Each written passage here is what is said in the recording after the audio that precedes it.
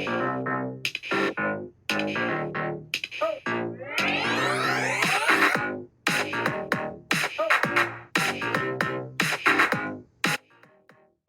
there, beautiful souls. I'm Colleen Lockoff. And I'm Meredith Lockoff. And welcome to Spiritual Sisters with Sass, the podcast where two sisters with a passion for spirituality and a touch of sass come together to explore the exciting world of self-improvement. That's right, Colleen. We embarked on this incredible journey together, diving into different self-improvement techniques, yoga practices, and a whole array of life experiences. Yeah, and through it all, we've managed to create lives that are abundant, happy, and constantly evolving. It's been a wild ride, hasn't it, Meredith? You bet, sis. We've got two very different perspectives on life, but that's what makes this podcast so special. I'm all about diving in head first into life's adventures and embracing every challenge with a bit of sass. Well, Colleen here, she's got her own unique approach. Yep, that's me. And I'm all about the yoga, mindfulness, and finding my zen. And together we make the perfect balance. So whether you're looking for some wisdom, a few laughs, or just some heartfelt stories, you're in the right place. We're here to share our personal experiences and insights with you, all while exploring the wild and diverse world of self-improvement. So grab your headphones and get ready for a fantastic journey with us. Spiritual Sisters with Sass is here to uplift, inspire, and keep it real. Thanks for tuning in, lovely listeners. Let's dive in. Spirit and sass. Here we go.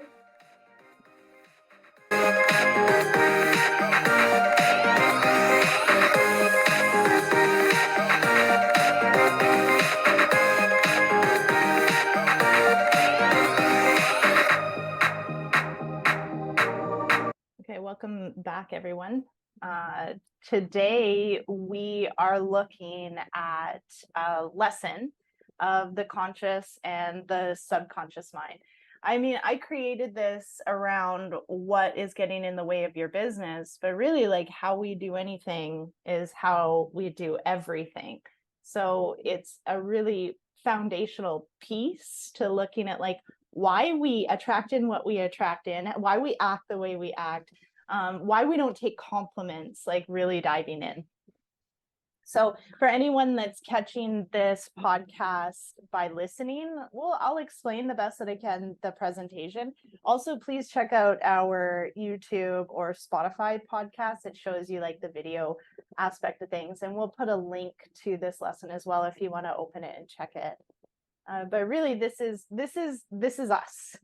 So what we're going to do is actually coach Meredith through this practice of recognizing self and all the parts of self, because the transformation really happens in sharing, right? Whatever goes on with Meredith goes on with all of us. Literally same story, different narration. So by her really diving deep into what her stories are, is going to support you in recognizing what your stories are. And you can always write things in comments below the podcast, and we can look at them and get back to you if that's what you're looking for in support. Absolutely. So really where we start is like looking at us now. Like this is a picture of us, and it's a big head with a little body, right? And the big head is broken up into like the upper part being the conscious mind, the lower part being the subconscious mind, and then the body. Because we're living in a world where it's not bullshit. We are energy. Like everything about us is energy. If I take a piece of my desk and put it under an electron microscope, because that's the smallest we can see is electrons, right? What I'll see is vibrating atoms. And because we've agreed, remember physics, we've agreed that like, atoms packed this way equals solids, atoms packed this way equals liquids, and them a couple just dancing around as gas. Then if I take a piece of my skin and put that under a microscope as well, it's going to look the same as what's under the desk, what's under the microscope, because we're both solids. So it's quite interesting that we then involve a nervous system to kind of like change things.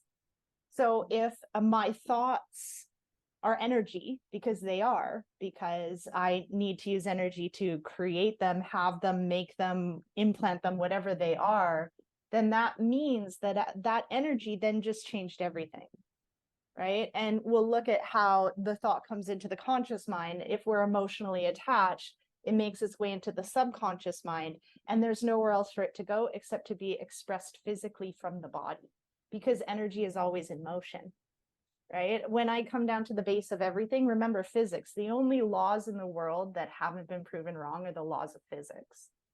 And I will constantly go back to them to really, like, this isn't just a bunch of made up bullshit.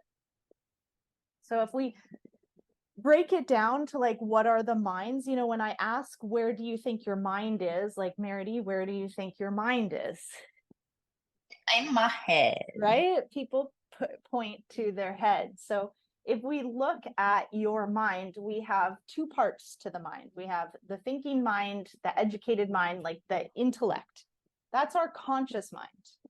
It cannot, or it chooses whether it accepts or rejects a thought. Okay. Then we have the subconscious mind, and the subconscious mind is your emotional mind, and it cannot reject, it can only accept. It cannot determine the difference between what is real or what is imagined. So if we start with you being a baby, did you ever, like, take time to think, like, oh, I wonder how this other person will feel if I do this? No. Right? Because up until about the age between 9 and 12, we don't have a conscious mind. We don't have a thinking mind. We don't think for ourselves. So imagine the baby mind is the subconscious mind, and it's just an empty vessel. It's empty and it's ready to be filled with all the bullshit that your parents have to pass on to you.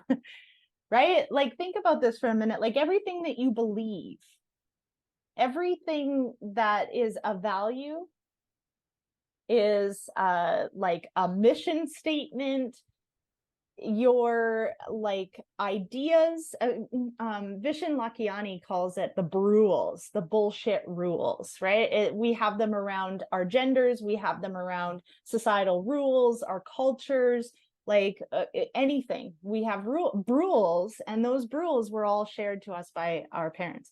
Every single thing you believe, you were taught. There's, like, not one thing that you really came up with on your own. And that's a little bit, like, terrifying, really, because if you think about your parents, and your parents, I mean, the thing is that you can, like, then dislike them or just recognize, like, they were also taught. Right? As adults, we do get to choose. That's why we add the conscious mind. But as children, we don't know. So our parents, probably unconscious, because a lot of the baby boomers are, and I hope nobody gets mad at me about this, but it is what it is. Like, there's a lot of unconsciousness in the baby boomer world. And our world or generation is waking up, yet our children have woken up even more, even though we can be super judgy about how lazy they are or whatever the story is around that. So the baby, and then we taught our kids everything that we believe. Like, we didn't even know that we believe what we believe and that it was taught to us, right? It's like, I always say, imagine remember the day that you were taught to put on your pants, right? Do you remember the day? No, because there wasn't a day. Like, you were born and then people started putting pants on you. Like, and they put them on the way they put them on. Grabbed your little foot, put it in the sleeper, grab the other foot, put it in the sleeper, like, or just didn't, whatever. You wore dresses always. Like, chances are you were put in pants regularly. At some point, you were aware of more than just yourself. And so you watched your parents put on their pants, right? They also put your pants on, and you became more and more independent. So then it was like, lift your leg, put it in here, right? And then at some point you wanted to put on your own pants. There wasn't just one day that your parents were like, this is how you do it. No, it was watching, interacting. And this is what's filling the baby mind. It's not just your parent coming and being like, money doesn't grow on trees, even though that's part of it. Your mind can't accept or reject. It doesn't know anything else except what it's being told. So we have not only parents, but, you know, we have grandparents, we have police, government, society, we have school. There's a lot kind of like filling our mind with different opinions. And these become our values, our beliefs, our morals, and our self-image. I have coached a lot with Bob Proctor. He calls it your paradigm. In yoga, it's called your ego. This idea formed of who you are is created by the people that raised you. So whatever it is that your parents thought about money is implanted in your subconscious mind. So let's just talk about our parents as a general whole. From what you remember, what was it like growing up when we were young? It was money doesn't grow on trees. You have to work hard. People are thieves. Like money was hard to get. Money was hard to hold on to. Money was hard to make. All of the things. Money was hard. Overall, money was hard. I remember being on welfare. I remember not being able, I was called welfare ass in school because we wore like Lee jeans instead of Levi's. I remember that when we were young, like we couldn't eat sometimes, like we would have to eat macaroni and cheese because that was expensive. It was pancakes usually because that was the cheaper one, but yes. And because our parents needed to get a new part for the car so it could make a car show or they could race. Or a race, because that's where they would also make bets to get money. So then your self-image, right? Which we spent a little bit of time talking about the other day, or pretty much in every single podcast, I would say. So what do you think that you got based on, think about this, up to about 9 to 12? We've already talked about this. What do you think the input for you was around your self-image? I'm going to say it was mostly around the way I looked. And it was, oh, Meredith was so pretty and Meredith should be a model. Right? And then also let's just talk about mom saying things about like you being conceited as well, because that counts too. To like a child hears that and then they make that like also everybody a liar as well. How beautiful I am, but also it's bad for me to love myself. Yes. So 9 to 12, boom. Okay, cool. We now have like your self-image, your beliefs, your morals, everything, your core values. They're all cemented in there and you have no fucking clue. So let's move into the world now, right? So now here we are again with the conscious, the subconscious mind, and the body. So as I mentioned, right, it comes in the conscious mind is the thinking mind. I could say to you, Meredith, you are the most beautiful person in the world. Meredith, you are the most terrible person in the world. And your conscious mind is going to either take both comments, reject both comments, like whatever it is. So tell me, how does it feel when I say, Meredith, you are the most beautiful woman in the world? I feel like it's bullshit. Okay. And if I say you're the most terrible person in the world, where does that go? I also feel like that's bullshit. Okay, great. So when we either accept or reject, when we are emotionally connected, we will accept the conscious thought. And then what happens is that will move through the subconscious and into the body, and you will radiate that physically. So, I just think about times when I've been like single and I'm working out and I'm taking care of myself and I get into routine and I feel good. It's like, I can't even walk down the street without people being like, whoa, or like people commenting, you look so good, or like whatever. Other times when I feel like shit, people are like, are you okay? 100%. And I just went through this. So yeah, 100%. It's a perfect feeling sick example. And being ill, I look at the same person in the mirror, and even though I don't necessarily look super ill, I feel like I look like shit. So we have thoughts coming to us all the time. They're external, right? They're usually from other sources. In fact, it's said, and I don't know the legitimacy of how many thoughts we have per day, but I've heard like upwards of 60,000. And then what I've heard is like also about 55,000 of those you had yesterday and the day before, and even when you were 6 years old. So you're not even thinking, you're actually just like processing mentally the same thing over and over again, which was very like, whoa. No wonder I shit talk myself when I'm quiet. This is why meditation is helpful. It's not to get rid of the thoughts, it's to become aware of what the fuck the thoughts are in your head. Yes.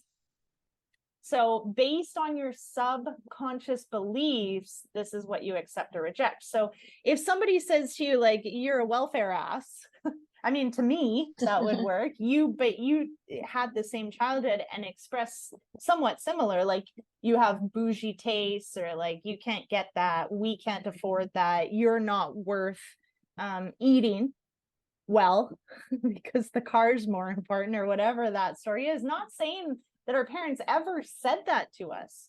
It's not what is said, it's what's demonstrated. And then what a child then sees based on what's demonstrated. So we make up our own stories here based on what we've been taught. So yeah, you're so beautiful. You're so beautiful. Oh, Merity's so beautiful. Oh, Merity's so beautiful. Oh, Merity's so conceited. Those you'll let in, right? But if someone says something else that you don't believe, like, oh, you can do anything, and you're 12 years old, and we've just been told, like, you can't afford that, that's a waste of money. Are you going to accept that thought? Absolutely not. No, we can't do whatever we want. I have to fucking eat pancakes because my parents need a part for their car. I'm not important.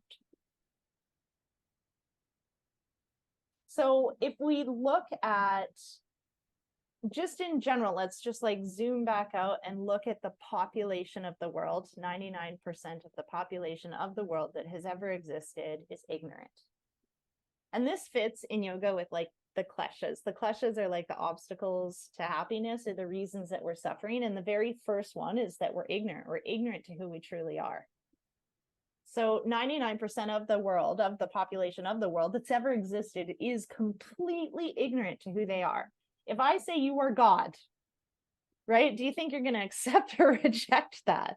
Like reject. Yeah, that fucking triggers so many people, me even just saying that word. Now, that being said, like that universe, God, energy, just being whatever it is that you think it is, because I'm just bringing up like the immediate, like, fuck you. Well, guess what? In yoga, they say if you don't think you're God, you've forgotten who you are. Now you're attached to your ego. You think you're your ego. When you're in your ego, you're attached, you are averse, and you fucking have fear. And so you're going to suffer.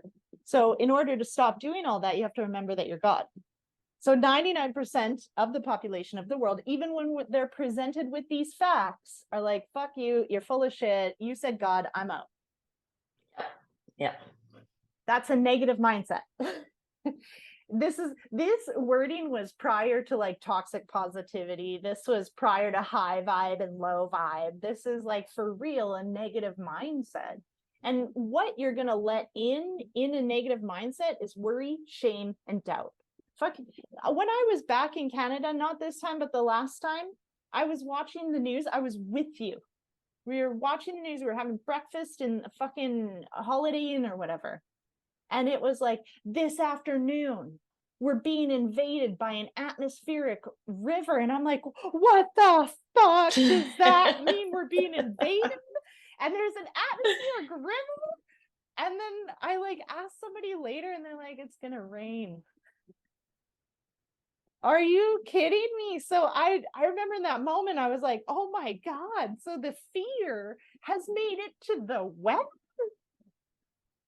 Because you know what? That's what feeds us. We're like, oh my God, this afternoon invaded. Remember, Living Untethered, it talks about like, if it rains, let it rain. Yep. So why do we let in worry, shame, and doubt? Because we have a mindset of fear. Like emotionally, we're attached to being fearful. That's what we believe. You have to be. We've already been taught this. We are, like you and I specifically, in our 40s, are children of the Depression. Like our grandmother was 4 in World War II, right? Yeah. So she's even a child of she's a child of the Depression, and the child of people who were like trying to support their families in the Depression.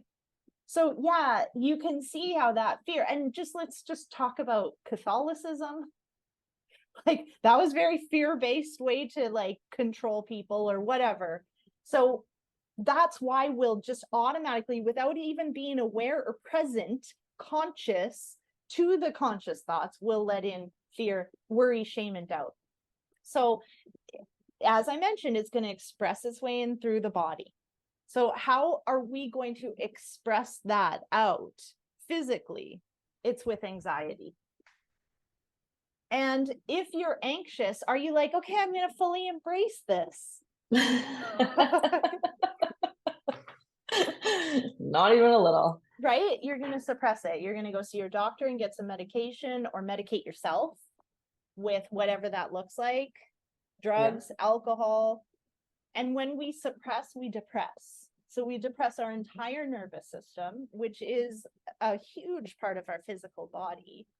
And that means in depression, because the body isn't supposed to be depressed, we will be in dis-ease. We will not be at ease. And when we're in dis-ease, the body disintegrates. So, actually, like biblical times talk about people being the age of 900 years of age. Wow. Yeah. Why did we even at some point 40 was old? Like we are old timers in like the Depression. We're past era. our halfway, essentially. So we physically disintegrate, and part of some of the conversations around anatomy and physiology is like the body's actually not meant to age the way that it does. So why does it? And the idea is that because we're here, right? And in biblical times, it was a way more enlightening time. I don't think the Bible's bullshit, as we're going to move over into this. It's just like, who translates it for you? Just like I'm translating right now, right? How do you know what to believe? So we've got the 1%. And I mean, the 1%, why I said biblical times is like Jesus Christ was the 1%. I mean, don't get me wrong. It's not like I've spent years as a theology student in university studying religion. But what I do know is like Jesus isn't God. Yeah, I know that he's taken as God and is some people, and that's up to you, like whatever it is that you want to believe in that. But like what I know is Jesus was a man and he wasn't a God. And this is like pre-science time of like knowing if somebody's really dead or not, and like different things. And what we do know quantum physics wise is what you believe is true for you. So yeah, you could walk on water. And I know that there's other like breakdowns of what was really going on there that are very interesting to hear as well. But like really, if I believe I can walk on water, I could probably walk on water. Yep. Right? Let's talk about that Chris guy. What Chris guy? He levitates. The magician guy who levitates and does all sorts of things. I can't remember his last name at the moment. Oh, Chris He Angel? believes he can and he does. That's it. He believes he can and he does. I don't know about him specifically, but there are yogis out there in this modern time that do that kind of shit, that actually like levitate. So if he's one of them, I mean, that's great. Buddha is a 1% knowledge, and that's knowledge is knowing, not he has a fucking university degree. It's like the knowing that he is God. So there you go. Like in me saying Jesus Christ isn't God, it's like I'm also completely contradicting myself, because in the non-dualistic perspective, there is no difference between myself and God. There's no difference between myself and you. There's no difference between myself and anybody else or the earth. We are all one. And there's the 1% that know this. at their core. And what do I mean by core? Subconscious mind. So when they allow thoughts in, those are thoughts of understanding, right? Don't think that like also we're not ever in knowledge. Do you know times when I'm saying things and you feel it in your body? You're like, yeah, I know what you're saying. Like I feel it. Like to truly know is to feel it embodied. So it's not like, we are ignorant because we're not enlightened. But we're also not 100% like constantly in ignorance. It's like a scale, right? We have things where we're like, oh, a remembering of like, I already know this. So when we come from a place of understanding, it's because our subconscious belief is rooted in faith. And when we are in an understanding of faith, we will feel like physically well-being. In my opinion, I call this being in flow, because there's been times where it's just like, I know financially I'm good. I know spiritually I'm good. I know romantically I'm good. I'm not fucking cocky about it, but I know. And then it just keeps coming. It's like people are like, oh my God, I love your vibe. I want more of what you've got. Let me sign up. Like, blah, blah, blah. Take my money. Yeah. And when we're in well-being, then we'll express that. We won't hold it in. We won't try to be like, oh my God, I'm too happy. We'll be like, I'm fucking happy. You could be too. Yeah. So that expression is in happiness. And when we're happy, we're at ease.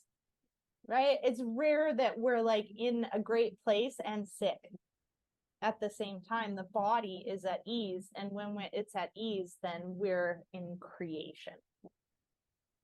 So this is like the overall thoughts. Now, the work here in this diagram is to come up with like, what are your core thoughts or beliefs about yourself? And there's about 3 of them. I did this in Date with Destiny with Tony Robbins, was like coming up with like, what are your 3 core thoughts or stories that are actually determining what you let in and what you reject without being consciously present to it. So what do you think your stories are based on us being raised? I think probably one of the most powerful ones that I have is the same one as most of us have. I'm not good enough. I'm not good enough. I'm not good enough to deserve all the riches. I'm not good enough to deserve the love that I want. I'm not good enough to receive the things that I want. I'm not good enough. Great. I love this. Now, where did it come from? What's the memory? So we could do a thing here that it looks like, okay, get into the feeling of I'm not enough. Feel that in your body.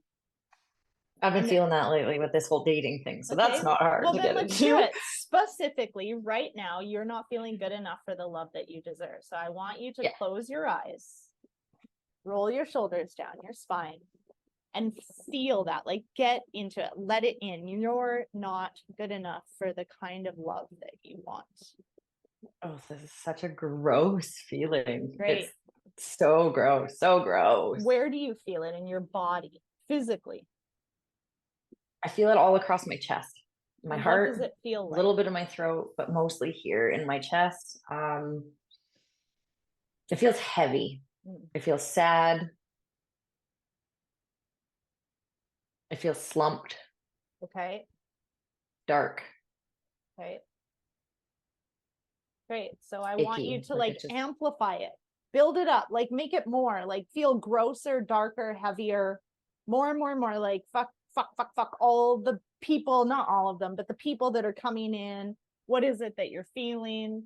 Let it up. And then now I want you to tune in and tell me the earliest memory you have of feeling this in your body. Oh, this is interesting because I don't remember. I want to say that when we have these conversations, I don't typically remember much before, say, 5. And the one I just got, I want to say I was like, I want to say 3-ish. That's the number that's coming to my head. Somebody told me I was beautiful, and I feel like I started like a prancing, like, look at me, look at me. And mom was like, okay, enough, you're not that great.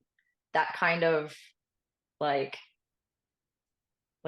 backhanded comment that she would make that reminded me that I'm not allowed to like myself, that I'm not allowed to feel that way, that I'm not good enough to be spoken to that way. I feel like she turned and said something to someone. I don't know what the words were, but she turned and said something to someone about filling my ego up, making me conceited. Hey, so Oh, the that's great. Thanks. anyway, I think that was God. God was like, you got it, you nailed it. Yeah. You're laughing because Merity's video just like had a bubble and a thumbs up right after she said It's that. part of the new iPhone update, apparently, and it just gave us, a nice thumbs up.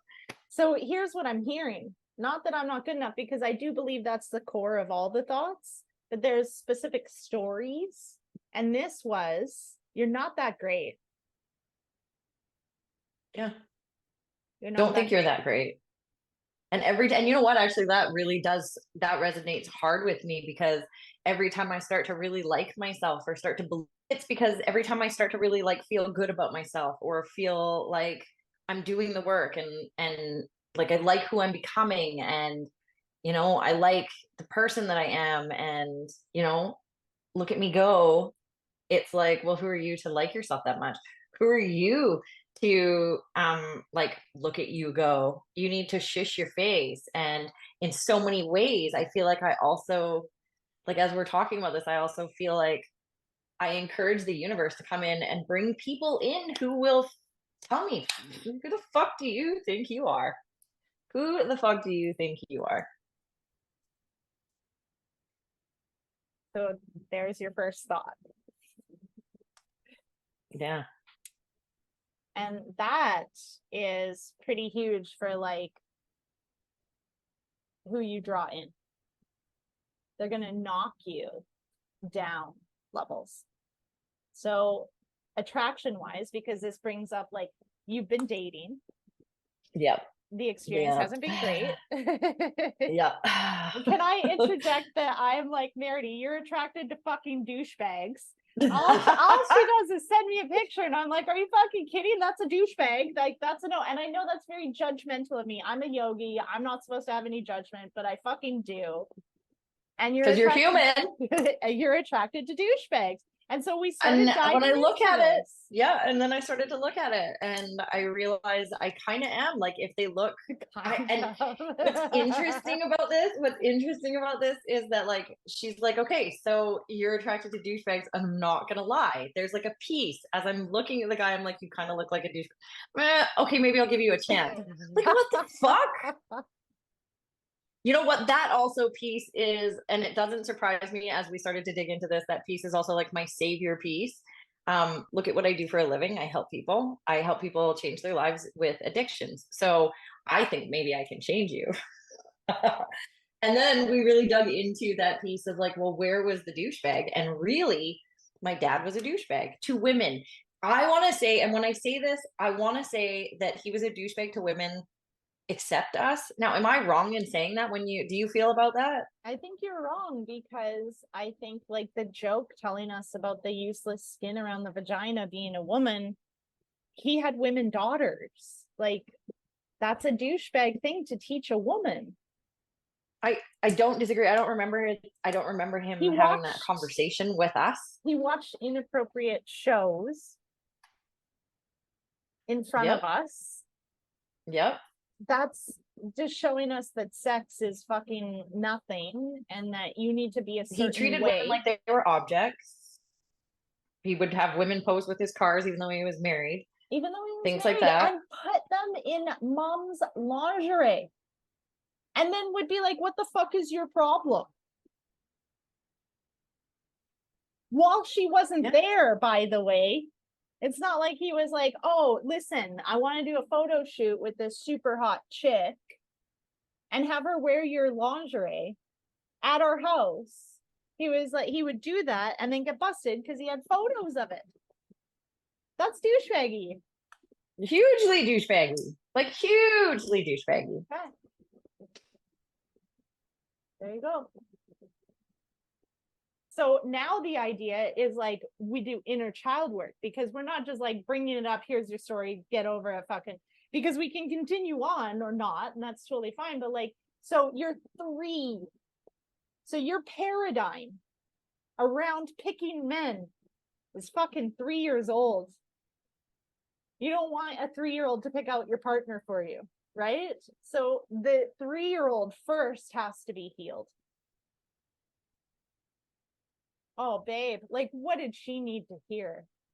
You aren't that great. Well, that leads into where nothing I ever did was good enough as well. Like when I would put the effort into getting an A+, it still wasn't good enough. So why bother putting the effort in? So I just put in the basic effort, which would give me those 85 to 90% anyways. So that's the second story then. Anything you do is not good enough. Yeah.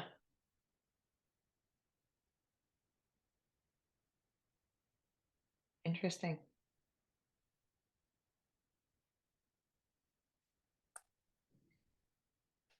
And actually, go figure as you pull these stories, Right? how you'll also then find the stories that go along with those. Because I feel like that goes along with a lot of I mean, when I say a lot of the relationships, I've been in 3 long-term relationships in my entire life. But I'm definitely going to say no, in all 3 of them.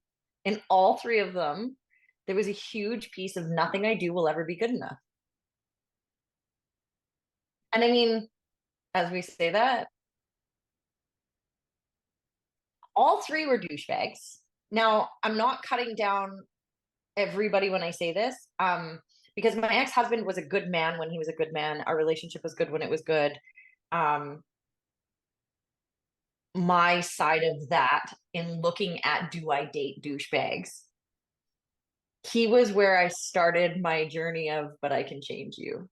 Because he was a douchebag. I don't know if you remember that. He was a player. He was a douchebag.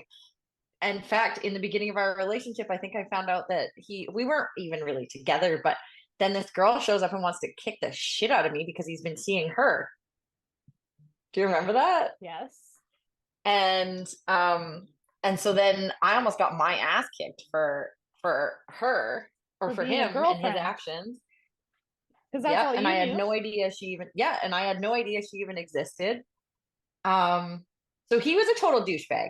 Let's also look at this, because I think nowadays they call them fuck boys.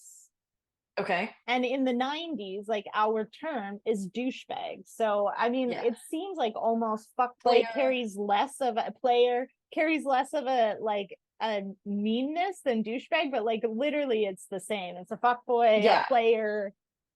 Yeah. So we don't hate the player, we hate the game. That's fine.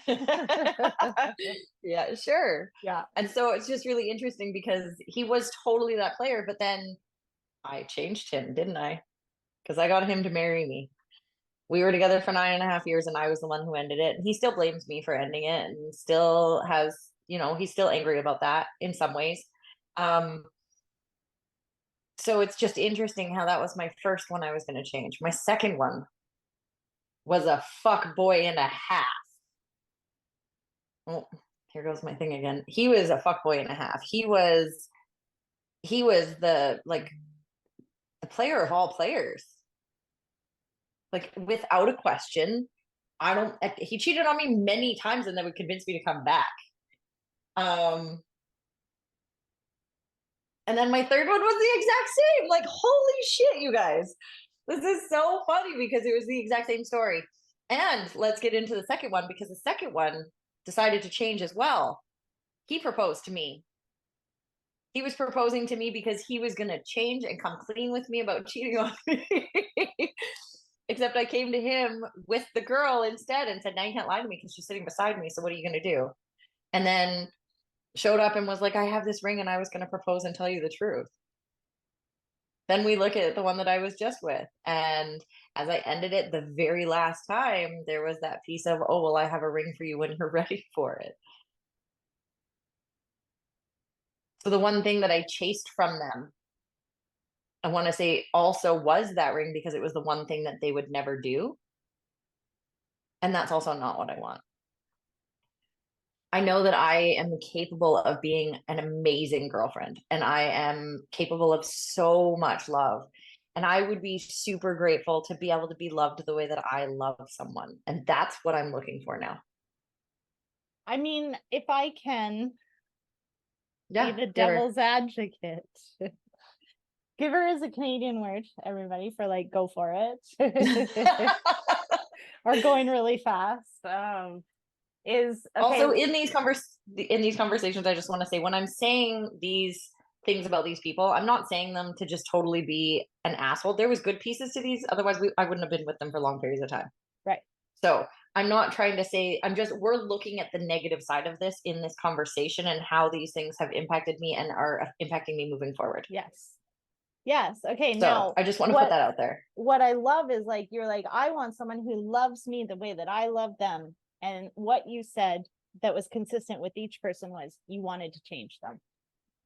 Yes. So your love was that they weren't actually good enough the way they were. They needed to be different. Ooh, you guys hear that shit? And you know what's interesting is one of the conversations I've had with like a few of my clients recently is, and even with my daughter in her relationship, was, can you be with this person just the way they are though? Because if not, and that's something I've been reminding myself of in this online dating thing, is if I'm already looking at them and wanting something to change, then I need to get away from this, because this is clearly not what I want. So that hits really hard, because that's interesting. I didn't see that. I didn't until you said it. You just kept saying it, and I'm like, oh shit. Well, and it's like, it's absolutely true. Look at how I love. And I'm like, wait though, yeah. I love you if only. Therefore, I don't love you, because I don't love myself. Because at the core of it is like, Who the fuck you're do you actually think you not. are? Yeah, you're actually not that great, anyways.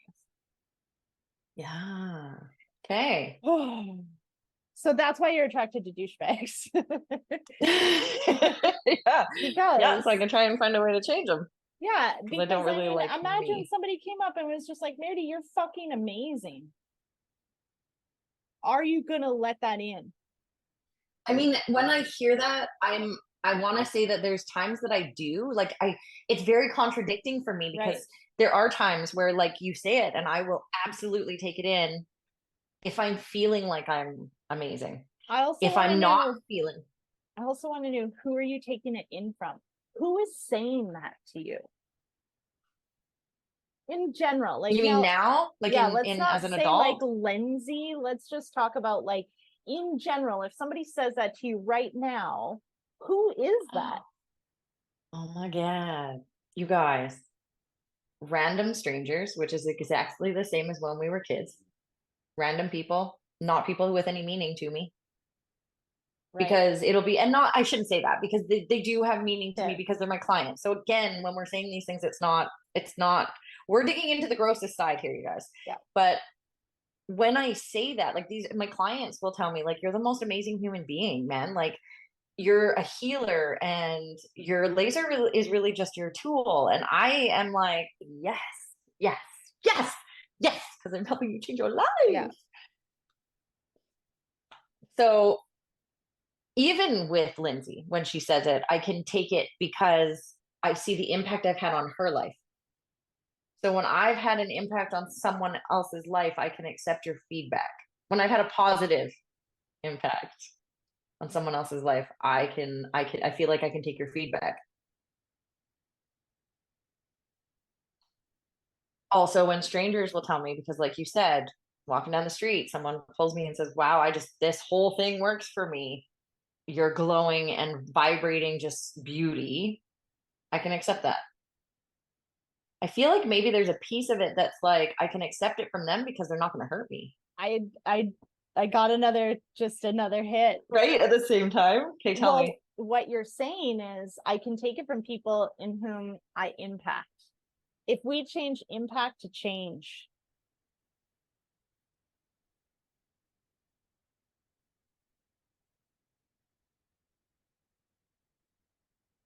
So you take it from people who will change. And that could just be minor. Remember, these are very subtle, like energetic shifts. It's like if you What could that mean? You're only gonna take it from people that actually make that do the change.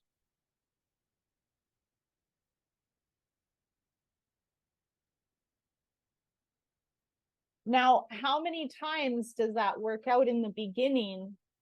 But as you get closer, if they just go on about their day, that's great. And you're like, look at this is awesome. If they become your friend and then you stay as real as you fucking are right now, right then, when you said that and they're like, oh my God, you're amazing. Does it stay that way? Or did they start fucking calling you out like you're a bitch? There's definitely a combination of both for sure. Yeah.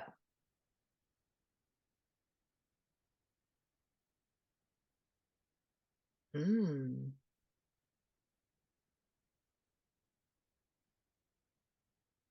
And then that doesn't work for you anymore. And then you're like, everything that they've ever said is actually nil and void because they're full of shit. So, I mean, the piece that comes back down is always the world is a mirror, and everything, personal responsibility wise, is like for you to look at. And the piece that's coming up is like, you yourself are lacking integrity because you don't love yourself. Like, I know you're doing the work, and I also know that the work takes a long time. Right. But at the heart of it, when we're talking about like, why are you in this situation? You've dated a few people. It hasn't turned out really great. I asked you today in our pre-catch up, like, how are you? How was your experience of dating? And you're like, not great. Right. Uh-huh. That's like the reflection is that, like, honestly, and I felt this when I got into my relationship with Rafa. I was like, fuck, man, I'm so sorry because I thought I was ready. And then I'd spent all this time healing, and being in a relationship just brought up so much more shit Yes. and insecurity. I was like, fuck, I'm a mess. Yes. I've spent 3 years working on myself. Yeah. Shit. Like working on myself in my business. And now Yeah. suddenly I'm having to look at myself in different ways. Yeah. It's also the next So this part is that's really interesting. to be healed. Like, this is it. Like, Yeah. you're going to attract in people. Like, you say, I want the love of my life. The universe is like, okay, here's why you don't have the love of your life. Number one, you fuck with douchebags. Number two, you don't love yourself. Number three, you try to change people. So you purposely pick not the right guy. Because the right guy isn't someone that you change. The right guy shows up just as he is. And this isn't, I mean, like, I got the right guy. And it's not fucking rainbows and butterflies. I'm still like, dude, what the fuck? Yeah. And I can't be like, you need to change this, this, and this. I mean, I do think that, like, I've been watching Temptation Island. I'm gonna tell you, this is the most brilliant show I've ever seen. You want to talk about like the psychology of people? This show is fucking brilliant. I've seen people go in and like be pulled out of manipulation. Like, I've seen people go in thinking they're so strong and then they just like break. Like, this has been such a great show. And it's like recognizing these like repeating patterns, and over again, people actually looking at themselves. And that's a huge piece, is like pulling in not the right person. And Mark Wahlberg, not like the Marky Mark, but like another TV host, he shit, I totally lost it. Fuck. He said, that's what he said. He said, when two people were talking about like loving each other, but things weren't like, she didn't like this and he didn't like that, he said, that's called incompatibility. And I was like, whoa. what hit me was they still love each other. Love does not equal compatibility. And then if we start to Yes. break down love, do they even love each other? But like, that was a huge piece for me of like, wait, like if this isn't working, it's not because I need to change my partner, it's because we're incompatible. And I'm not really willing to work this out. I'm just going to bitch at someone for the next 11 years about the same thing over and over again. And he's going to fucking hate me and not change it. Yep. Hello, unconscious relationship 101. Break the fuck up. You're incompatible. I mean, also, like, I'm not the poster child for happy marriage. Yeah, this is interesting. It's interesting. So back to like where we were is like the piece of you have to heal the 3-year-old. And then remember, it's not just like you were 3 and then you're all good. No, you made the story when you were 3, and now you've been accepting thoughts that have proven that core belief right up until now. So every year, every age, you let in the same stuff that literally was like, yeah, you're actually not that good. When it wasn't mom bringing you down to humbleness, I guess you could call it, it was other people. Remember the dude, I want to say names, but I'm not going to say names. Remember the dude you went out with in Nympho Lake? Yes. He was just Yes. like, yeah, you're hot, but I'm hotter. Like, who the fuck are you? And then he fucking cheats on you with one of our friends, like, right while you're there. Like, what the fuck, man? You just, yeah, you're not, yeah, but you're not that great. Who the fuck do you think you are? Let me show you. Because I'm better. Right? And then multiple cheat-ons, but like also like, what's your problem? It's just like, you know, messaging chicks dirty shit on Tinder is just like porn. Yep. And then you buy it? Like, oh yeah, you're right. I didn't say, yeah, you're right. Fair. I said I was willing to work around it. Fair. No, that's called incompatibility, because I don't like my dude like having sexual conversations with other people. No. Yeah. That to me was total cheating. And fair.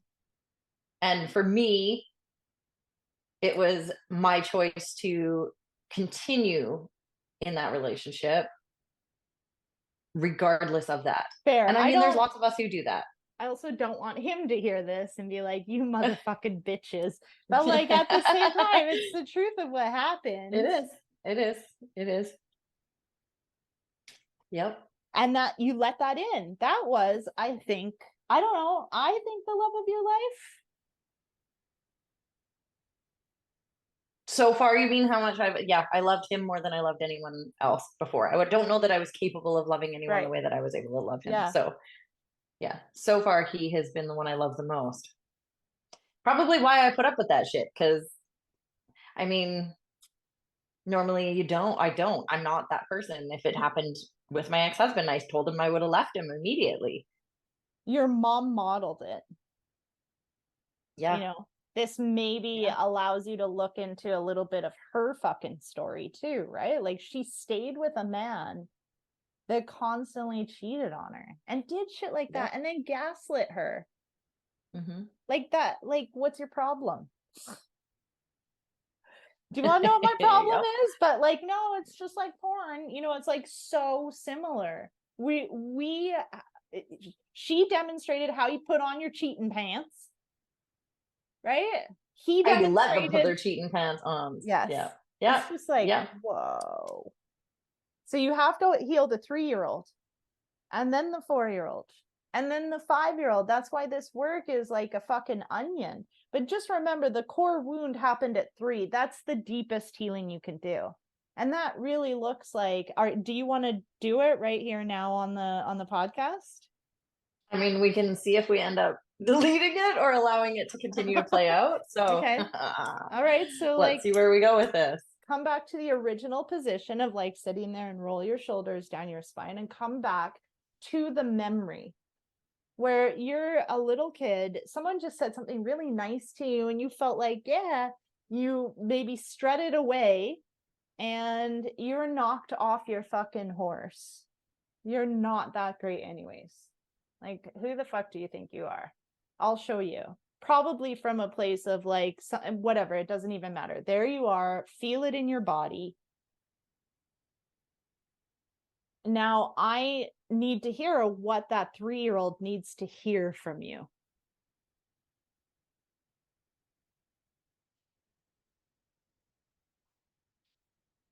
I hear like a lot of like, it doesn't matter what you say now because you've already said what you said. If that hadn't been said, that little girl needed like, yeah, you are. Look how awesome you are, little girl. What if the 3-year-old is bawling her fucking eyes out? She comes to you like total head down and says, I'm really not that good anyways. What would you say to her right now? Like, imagine her in front of you, 3 years old. It can be any 3-year-old you want, is like literally, fuck, dude, I'm a piece of shit. It would be very, oh, honey, I'm so sorry that you feel that way. You are incredibly loved and you are amazing. You are beautiful. Okay, close your fucking eyes because you're now going outside yourself instead of saying this to your 3-year-old. Now imagine your 3-year-old coming up to you and now say that to her. Oh, honey, it's okay. You are beautiful. You are amazing. You are exceptional. You're a wonderful little human being and you're very loved. I want to add like, Meredy, strut that shit for the rest of your life because you are beautiful and I think that you should own it.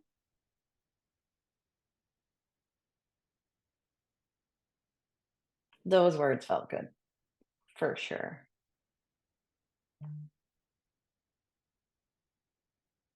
Now you have to imagine your little 3-year-old just like strutting it. I feel like as soon as you said it, she was like, Yeah. yeah, I am. Fuck yeah. Because isn't that like a 3-year-old too? Like, okay, you're right. Really, that's exactly what it felt like. Yeah. Like she was like, yes, I am. Yeah. Watch me go. I'm gonna go back to strutting. Great. So now, just to keep with it so that everybody can do this at home, is like the next piece is the next time that you're fucking dating, Meredy, and you either see a douchebag and you're like, oh, he's hot, or like be like, okay, how old am I right now? Because he's not hot. I'm attracted to that. There's a really good book called The Seed of the Soul. It is on Audible. Meredy and I share an Audible. I have, yes, and I have read it. Actually, I've read 3/4 of it. I have not finished that book. It talks about sexual attraction and sex being power over. And so we're attracted to people that we will have power over when we're unconscious. And so the idea is so that's it. Like, you're attracted to him because you want to change him, whoever him is. The last one, the one before, this one that you just were talking to, like, you're like, yeah, okay, I can fucking change you. You need me, right? Because that's what your 3-year-old wants, is to be needed. And so that's like, okay, wait, how old am I right now? Because I can clearly see this is douchebag. So this is pattern, right? And then reframing, because even in my life right now, what I recognize is like, I think things are boring. And so I create chaos because that's what I'm used to. And what I'm doing now is like, wait, I don't know healthy. I've never known healthy. I'm a crazy bitch too. Like, let's just throw that out there. I haven't been perfect in my relationships. I like fucked a lot of shit up and been a crazy bitch. And that's, it is what it is. And like labels and blah, blah, blah. But like, okay, what's happening right here is like, I don't know healthy. And I think And it's I call it uncomfortable. boring. So now I need to reframe boring into healthy. So now I have to be present because I can switch from this thinking, this is the negative ignorance of me not recognizing that I want a dude just because he's hot and that is because he's a douchebag, to over to like, oh, knowing. Okay. And then that's listening to the body when you're talking to someone. And just like the last one, you're starting to get annoyed. It's like, okay, set up the boundaries, because they're not necessarily about the person. They're about boundaries. Like, thank you so much. I didn't actually ask for your opinion. If he gets really mad, that's a red flag. You have a conversation about it. He doesn't want to see it any other way. Do you need to fucking change him? No, you need to leave and not talk to him again. Bye. Because that's not the kind of dude you want to be with, and you're not going to make the kind of dude you want to be with. He's already in existence. Yeah. Mic drop. Yeah, right in that moment. Okay. I'm going to stop. I think that's it.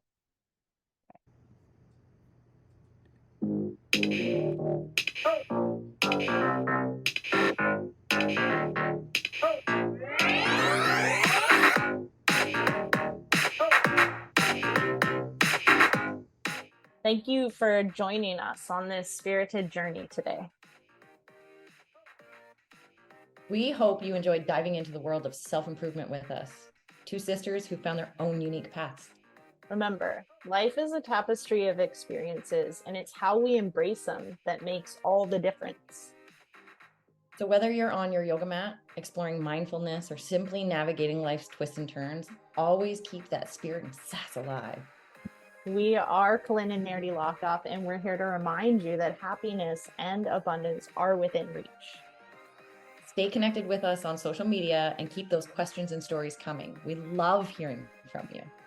Until next time, beautiful souls, keep doing the work, keep sharing your experiences, and keep living a life that's authentically you. And never forget to add a little extra sass to your day. Spirit and sass, always.